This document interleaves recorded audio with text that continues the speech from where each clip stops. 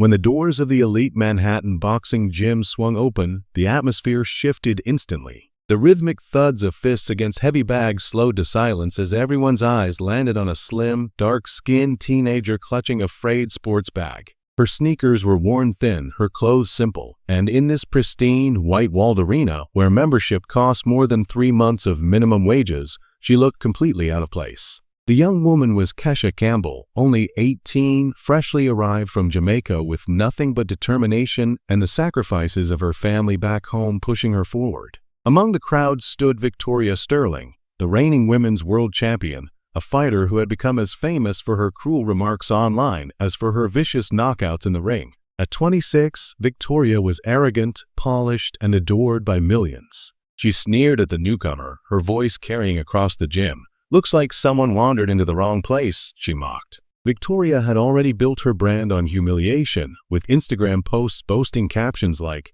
"When you're born superior, you don't have to pretend to be equal." Today, she found a new target. Kesha nervously double-checked the address on her cracked phone, whispering that she was there for the youth scholarship program. The room erupted in laughter at Victoria's cue. "Scholarship? Sweetheart, this isn't a charity. We train champions, not experiments." But before Kesha could retreat, the gym's veteran coach and owner, Tom Rodriguez, stepped in. He carried a folder and spoke firmly. "The program exists. And yes, Kesha Campbell is on the list." His words silenced the ridicule, though Victoria rolled her eyes, dismissive and furious. Eager to maintain her dominance, Victoria leaned in close to Kesha, smiling like a predator circling prey. "If you want to train here, prove it. 3 rounds with me. If you survive, you stay. If not," she flicked her hand as if brushing away trash. Everyone in the gym froze. They knew this wasn't an offer. It was a public trap, a way to crush the girl's spirit before it ever took root.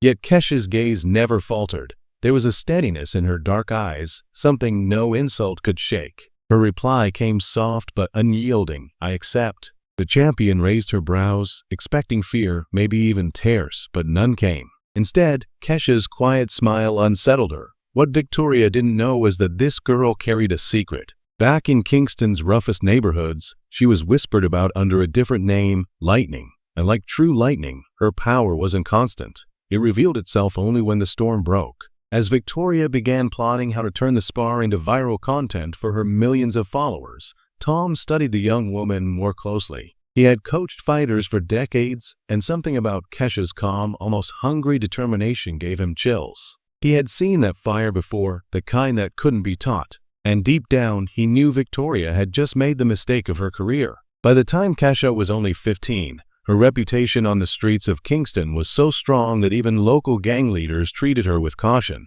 The nickname Lightning Campbell wasn't just something people called her, it was a warning whispered with respect. She had promised herself she would never step back into a ring after moving to America, but Winston knew why she agreed to face Victoria. "Some people mistake humility for weakness," he said, "and Lightning has never accepted being belittled for her skin, her gender, or her background." Across the gym, Victoria was still buzzing with arrogance. After posting more mocking videos, she called her manager. "Michael, this is perfect. The internet is going to love it. Champion versus some nobody, it's instant viral content." Her manager sounded cautious, telling her not to injure the girl too badly to avoid lawsuits, but Victoria just laughed. To her, this was nothing more than free publicity. Winston overheard and quietly told Tom, "If you're smart, bet on Lightning. Victoria may be a champion, but she's never fought with hunger in her stomach. She's never fought with survival on the line. That girl has." Kesha joined them shortly after, drenched in sweat from warm-ups.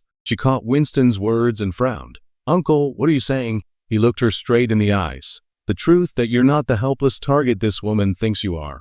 Other fighters around the gym had started watching her differently now. Her posture, her calmness, her silence, it wasn't the attitude of an amateur. Tom leaned closer. "Why did you really accept this fight?" After a pause, Kesha finally answered. "Because people like Victoria think they can strip us of dignity. To her, I'm just content for her social media, a joke to entertain her followers. But where I grew up, respect is never handed out, it's earned. And sometimes, people need a storm to remind them why they should be afraid of lightning." When the bell rang, Victoria charged forward immediately, eager to humiliate her opponent. But her punches sliced only through empty air. Kesha's movements were ghost-like, each step perfectly timed, as though she could see Victoria's attacks before they happened. "Stand still," Victoria barked, frustrated, but she was already losing her rhythm. Then it happened. Victoria overextended, and Kesha's left hand cracked against her jaw. The sound silenced the room. Victoria stumbled back, stunned.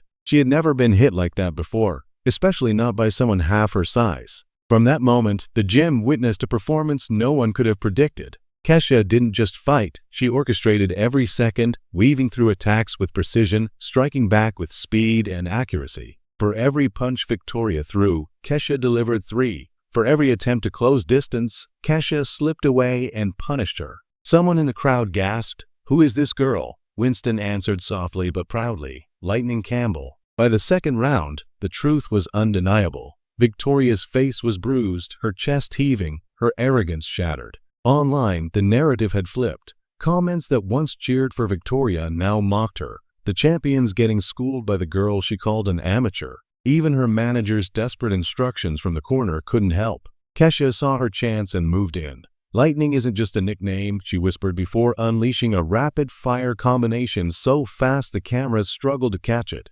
Jab, cross, hook, uppercut. Victoria collapsed. Tom counted, his voice echoing in the stunned silence. 10, knockout. The gym erupted in cheers as Kesha stood tall, calm, and composed. She approached Victoria, who was dazed on the canvas. "You said you wanted to teach me a lesson," Kesha said softly. "I hope you understand now, respect isn't about skin color, nationality, or wealth. It's about character." Humiliation poured over Victoria as she realized her fall from grace had been broadcast live by her own hand. Within hours, her mocking posts went viral for all the wrong reasons. Sponsors began cutting ties. The internet turned her arrogance into a global punchline. Meanwhile, Kesha's life transformed. Golden Gloves Promotions signed her to a multi-million-dollar deal, and brands that celebrated authenticity lined up to support her. She became more than a fighter. She became a symbol of resilience. Her story lit a fire under thousands of young athletes who had been told they weren't good enough. Victoria, once untouchable, spiraled downward.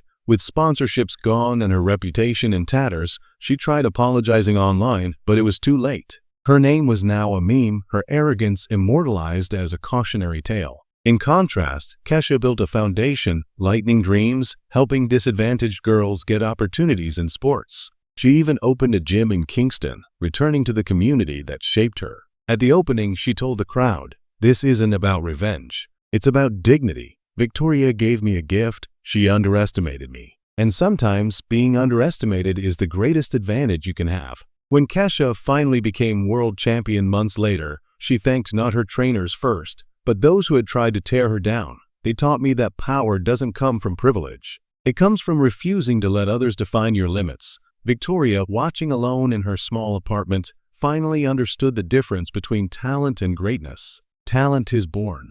Greatness is forged in adversity. Kesha Campbell hadn't just defeated an arrogant champion. She had rewritten the definition of strength, dignity, and victory. And her story became a living reminder. Never underestimate the quiet ones, because sometimes they are the storm.